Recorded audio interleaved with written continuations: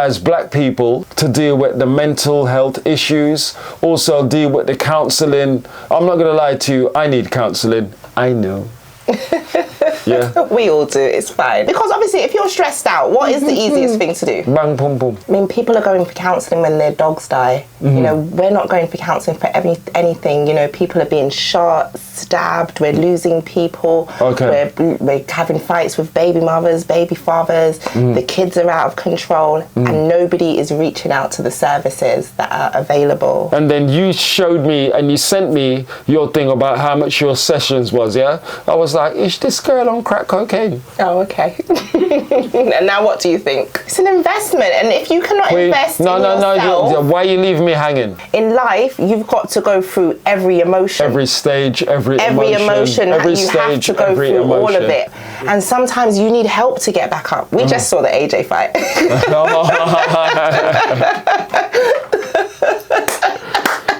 Rum Chatz Family, that didn't come from me, it came from Rhonda. Rum chat, body's podcast, yeah that me done chat. Tune in, subscribe, oh gosh we love that. Make we chat with the rum, pour me a one shot, yeah. Yes, Rum Chatz Family, thank you for another episode today. As Mr. Ranks will say, like, share, subscribe, and also listen peeps, comments. I can see you lot, and guess what? We are doing good, but I want people to follow us more, yes? As Mr. Rank says, Rum Chats to the world. Today, I've got a guest in the studio. This is Rhonda, and this is somebody that deals in mental health and also counselling. Rhonda, God bless you, my queen. Nice. Thanks for having me. God bless you. Now, today, we're going to touch on some topics. Maybe it might be a little bit funny for people, but I think it's a good topic, yeah? So, black people, when it comes to mental health, we try to push it aside, yes or no? Definitely. We act like it's not even there, you know, just carrying on as the world goes by. As it's actually normal. Yeah. I'm going to give you a scenario. Okay. As a young black man, if you've got mental issues, would me go towards somebody to go for counselling? Yes or no? Probably not. You probably might speak to your friends and they might end up giving you the wrong advice. The wrong advice, that's it. Well, this is it. Today, we're trying to come up, well, not even come up, but try to make people aware of what we can do to move forward as black people to deal with the mental health issues, also deal with the counselling. I'm not going to lie to you, I need counselling. I know.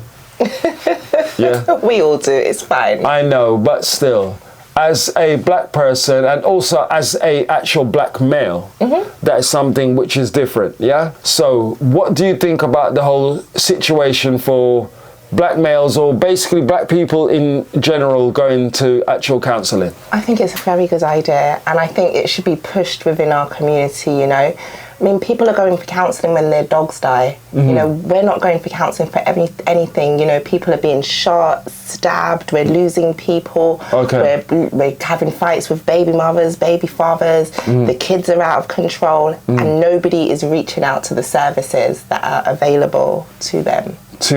Okay, but do you think, yeah, one thing which I would say, it's like a little, I don't know, the word is stigma. It's like a thing where, oh, if I'm going to go to counselling, my friends are going to say that I'm this and I'm that. Yeah, they might say you're a weak man or something. It's a stereotype, but guess what? Rum Chatz Family, as a young black individual, an elderly black individual, if you need counselling, we deal with it. Yeah, exactly. I mean, you can get a coach, you can get a life coach, you can get a mentor, you can, you know, go on a holiday and just have therapy abroad. There's so many things you can actually do. But a lot of the time it comes out in aggression, it comes out in having multiple partners, it comes out in a lot of different ways in our men, you know. And, you know, because obviously if you're stressed out, what is the easiest thing to do? Bang, boom, boom. Okay. So that's what I'm saying. So you will see in our culture, a lot of men are just, you know, changing partners just to get that feeling. That's right. True talk. Being happy again. And you're not actually really, I agree with you. going to the root problem. I agree What is with the it. root problem? Why are you not discussing it? Why are you letting it be locked inside of you? And how long are you going to let it be locked inside of you? Okay then, I'm going to say one thing, yeah? Can I be locked inside of you? Joke. Joke. You see what I mean? Do you need counselling? We just said that. We actually need counselling. hold on. It's all right. We're gonna. You found. Okay. He's back to himself. Is he back to himself now? Hold on. Naima, you didn't warn me. Is he back to himself now? Hold on. Feel you need counselling. If anytime you feel like you as a man are going through something, you don't need to tell your friends, oh, I'm going for counselling, you know, just go. If you have a sprained ankle, you wrap it, you put a bandage And you put a bandage around it. What are you doing with all this pain that you're feeling inside? Go bang pussy. But that's temporary fix, because on a week, so inside of you is just going to mess up again. Okay. Thinking with the wrong head. Okay then. Exactly. Okay then, but then again, black men, it's kind of a thing. I'm not going to tell my friend, bro, I'm going for counselling. We're going to keep it backways, yeah? We're not going to be upfront with people. We're going to keep it backways. But one thing which I would love for much more black men to be upfront and come forward and just go to counselling. They're going through issues. I mean, a lot of men are going through problems with their baby mothers, I understand. you know, with other family members. And then all of a sudden, you know, you're out on a night out drinking, and then you're fighting, like, because you're not addressing the problems that are deep down. And it's so easy to do. I mean, you go to a club and spend £100 on a bottle of rum. Why not go up and £100 and get 4 sessions booked? What's going on? And you know what? I'm going to stick up in, yeah? I remember when I first reached out to you, and then you showed me and you sent me your thing about how much your sessions was, yeah? I was like, is this girl on crack cocaine? Oh, okay. And now what do you think? It's an investment, and if you cannot invest in yourself... No, why are you leaving me hanging? Because I didn't realise. Here we go. Come on. Go ahead, Chai. What do you want me to do? I'm listening to you. I'm here to support you, Kev. You should charge for this. It's okay. No, listen to me. Every ounce of information that you've given to me verbally on the phone, Yeah. I did look at your thing and I'm thinking, this woman must be on. But now I've got to meet you personally, and guess what? Money can't buy what you've said. Exactly. I'm sorry, but then people out there, just tell them about your actual, just give them your details, please, baby. Hi, I'm Rhonda Rose, and I am a life coach specialising in domestic violence and empowering people. You can find me on TikTok, FormidableCoaching, or you can also check my website, Formidable Advice Bureau. See you there, Queen. Okay. And you reached out to me. Mm-hmm. And when you sent me the thing, I was like, you want for me to pay that type of money for you to talk to me? Okay. But then I went through something where we're not going to go through it, yeah? But then you gave me a personal call, yes? Okay, yeah. Did that well. I'm telling you, the personal call that you gave me, money can't buy. Exactly. You did say that on the phone. So I'm glad I made your day. No, you did, baby. And look. And you're hopefully the rest of, your year as it goes on. We will, and guess what? Rum Chatz Family, yeah? I think differently, not in a bad way, but then I'm thinking, why do I need to speak to somebody for this or that? But then I've spoken to Rhonda. She came through to me, and the conversations that me and you have had. Yeah. You can't have them with everybody. Do you have any crazy stories or interesting stories that you think the people should know, or you would like the people to know about? Like, for example, I had a client, she was suffering with schizophrenia, and she was addicted to gambling. So again, after working with her for a little while, you're listening to people, you're listening to everying that they're saying to you, and then you're going away and having a week to think about solutions for this person. So what was your solution for the gambler? My solution was finding out after the gambling was coming from boredom. oh, okay. Yeah, she lives alone, the children are grown, she's got no partner, you get your benefits, gambling shops across the road, and I've got nothing to do. So after working with her for about 2 to 3 months, I found out what she liked. And what did she like? She likes reading, she likes going out for good, breakfast. good. She likes healthy foods, alkaline foods. She's really into that. And then when I would suggest other things to her, she says, "Oh, I don't have the money for that. I don't have the money for that." But if you can go to the bookies, you must have the money. Yeah, but it's not registering yet in her mind that, you know, what's going on. She's schizophrenic, so that's the extent of the mental health makes sense. So after listening to what she liked, at the end of our sessions, I was able to convince her that, you know, if she stopped gambling, spending £300-400 a week, I calculated it for the year. A week? Yeah, probably. Wow. I calculated for the year, and I said to her, "Oh my goodness, you actually spend £6,000 in these bookie shops." And then I explained to her, because she's very cultural, you know, she believes in eating alkaline foods, you know, she wants to go back to Ghana, she wants to be, you know, find her heritage and things like that. Okay. So when I suggested to her that, you know, if she saves all this money, and it was, you know, procs and gambles where the colours are bringing her into the bookie shop every morning. You're going home and the colours are still in your head. So basically it's like you're under a spell. Okay. So when she heard that, she was like, "What?" I goes, "Yeah. Do you not see?" So that's why the first thing you do is you wake up in the morning, you go there. She's now saving her 6,000. She wants to go to Ghana at the end of the year. Respect for that queen. She stopped gambling. Oh, she stopped? Yeah. But this is the problem, when it comes to black men, we kind of keep it back doors. Because you're not reaching out for the help. You're probably just in a circle where your friends are all doing the same thing, and we're in a place where we're not actually growing as people.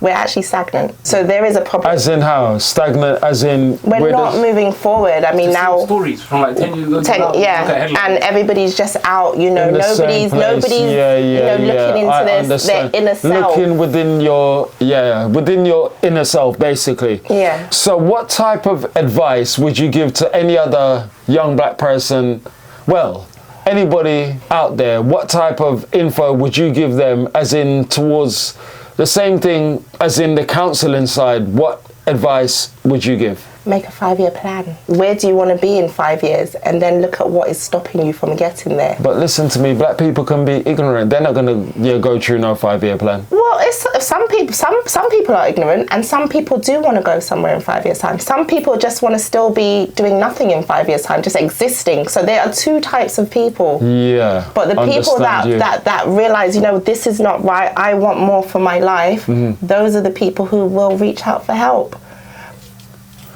Well, do you know what, Rum Chatz family? This is some advice for many people that follow us, yeah? We don't talk about this. This is the perfect advice, and Rhonda, kudos to you. I love the advice that you're giving. And I'm going to say one thing to you. Females. Yeah. Now, advice for the females. I'm not going to lie to you, Rhonda. Advice for the females, I would say stay in your feminine. And, you know, try and make it work. Keep being positive. Don't be negative. And again, make a plan. You know, what do you want out of your life? Out of your life. But listen, don't think I'm being rude. I'm going to keep it buck, yeah? But females can be ignorant. Females can be stuck in their own lane. Yeah. So could men. But that's another thing. It's about, you know, the best place to be is living in the present, not living in the past. This happened to me, that happened to me when I was a kid. Agree. I agree. The future, oh my God, what can happen next week? I might lose my house, I might lose my job. In life, you've got to go through every emotion. Every stage, every emotion. Every you stage, have to go every through emotion. all of it. So the thing is, it's not how hard you get hit, but it's how quick you get back up. And sometimes you need help to get back up. We just saw the AJ fight.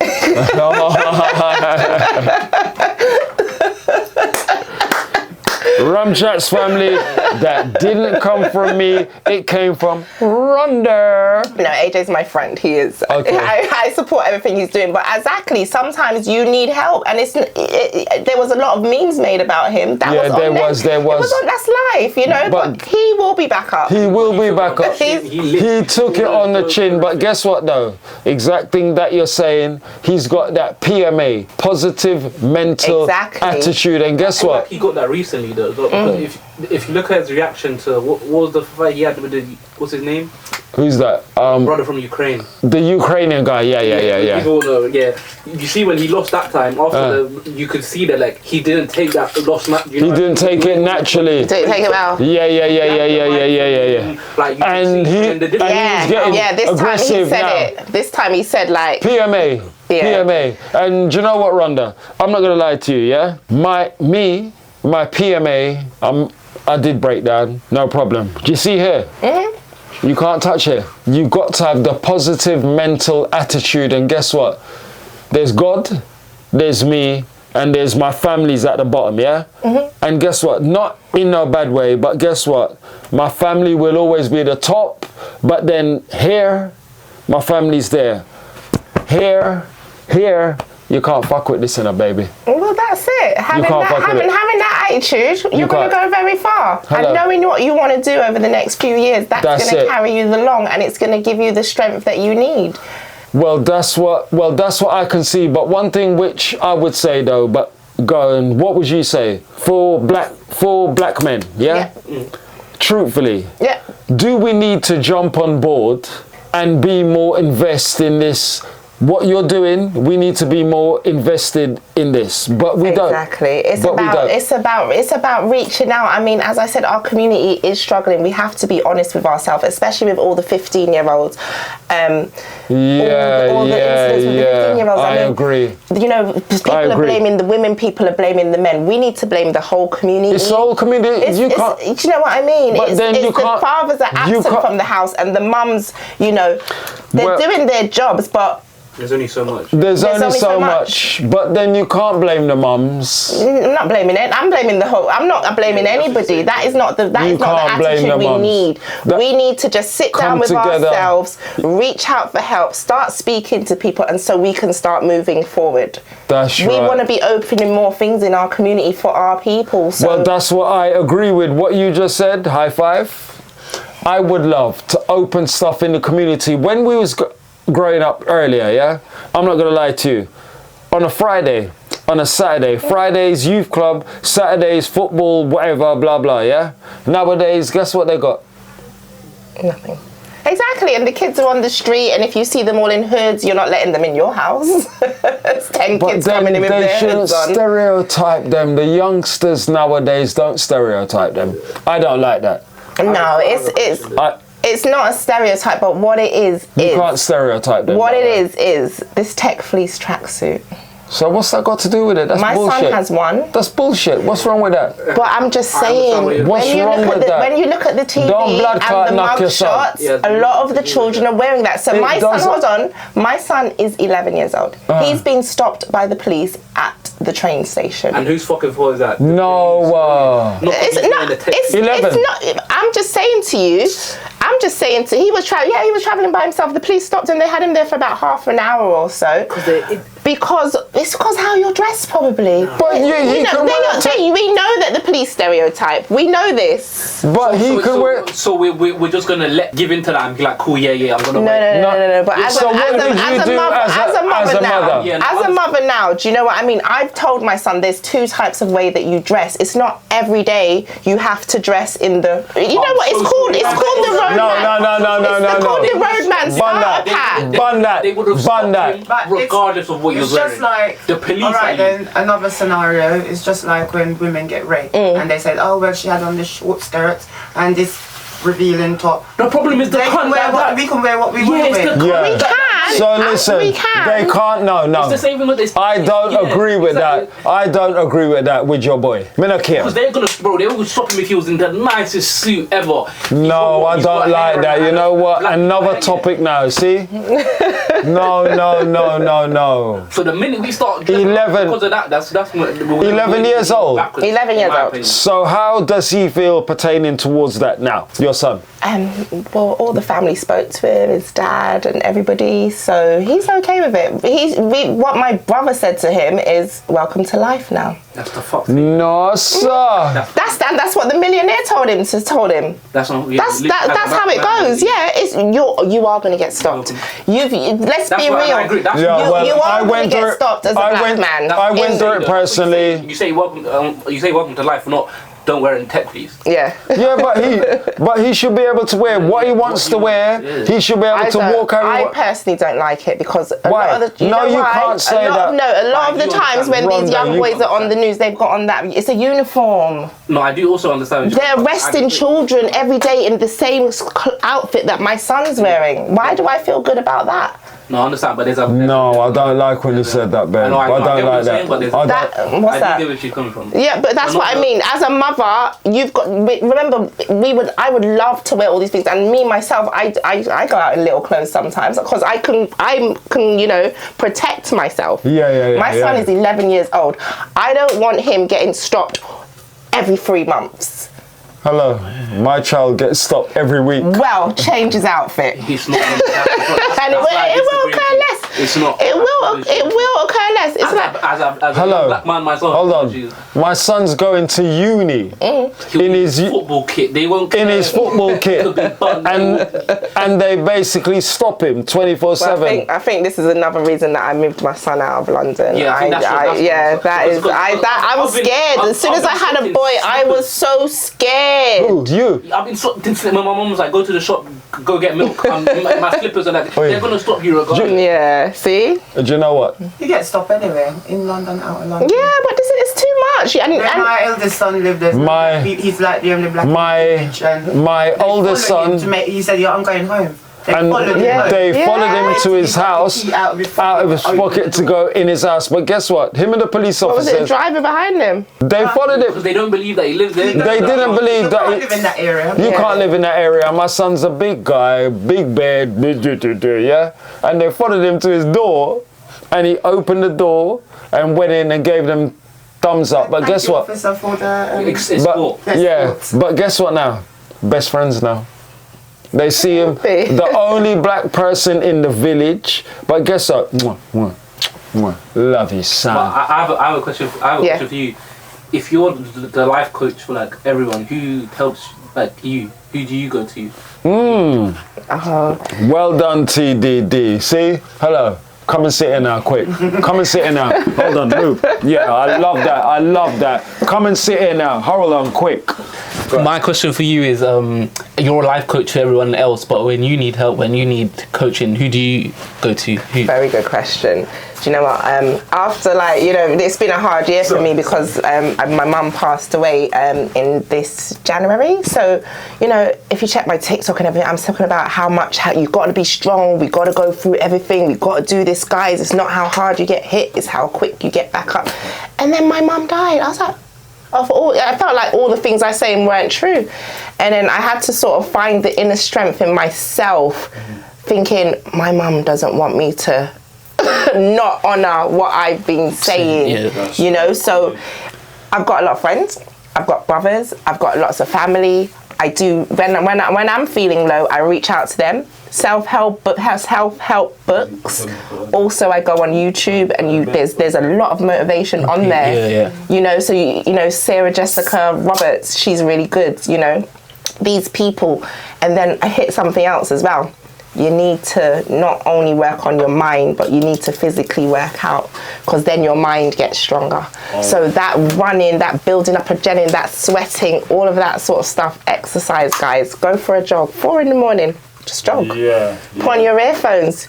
Get a pet, I've got a dog. I've got no time to let depression overcome me. I've got to clean that house, get that dog walked. Fed there's no time. There's no time in my diary for me to be down. Sometimes I am, we all are. But as I said, it's about reaching out for help. That's good, because I always think about that. All these therapists, when they're like this, who do you therapists to? Like, who do you? Because everyone, as you said, and it is a lot, because I listen to a lot of domestic violence cases. Yeah, and you go to work, you're hearing everyone's problems. Like, no one asks you how are you? And then I've got all my friends, family. Everybody's always going through something. But then I realised it is life, but we got to keep going, and we got to find the coping mechanisms.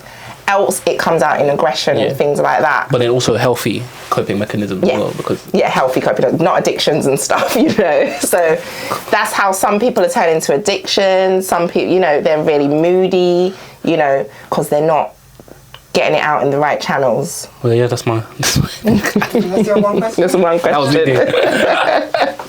But you were talking about domestic abuse. No, sit down. I'm being held hostage. I'm being held He said he hostage. wasn't doing it today. Talking about domestic abuse, because another side of the situation, when you say domestic abuse, you probably think it's just women Yeah, that go through it. But I'm sure there's a lot of men that actually yeah. go through it. There are a lot of men going through That'd be domestic worse violence. than them going counselling. Telling a friend that Yeah. my missus is busted Is up. beating me up. So that's what I mean. I mean, you don't have to tell everybody all your business, but you do need to get help. Why wouldn't you get help? And the thing I asked, what's that? You don't find men that will say, "Oh, my female is bossing me up." It's not necessarily busting me up. She could not be letting you see your children. Yeah, there's lots of different. And you know, this is a very big thing in our community where they can't see their children, but it can be classed as abuse. I remember a few months ago there was this documentary on about this man, like his wife was beating him every day. Yeah. And she used to like hurt herself and then say Say you done it it was him. because who's the police gonna believe Yeah. you? You, me. And in the meantime he's like cowering in the corner at home. In the end he had to take his 2 kids and go live. Yeah. Like, He would and hurt she went to jail.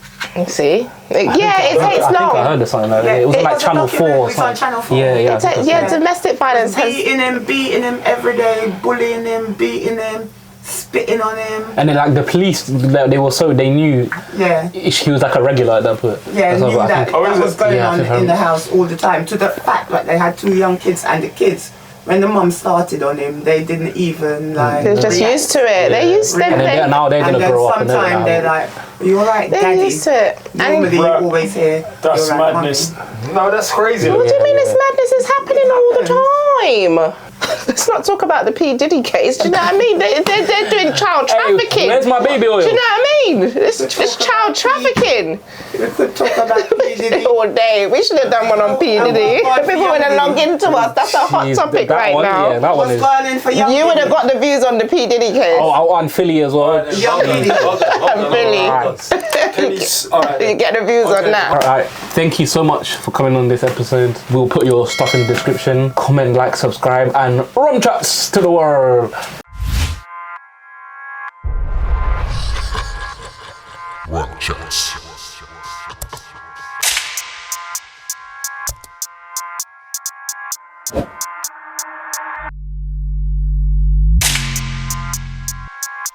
Rum Chatz.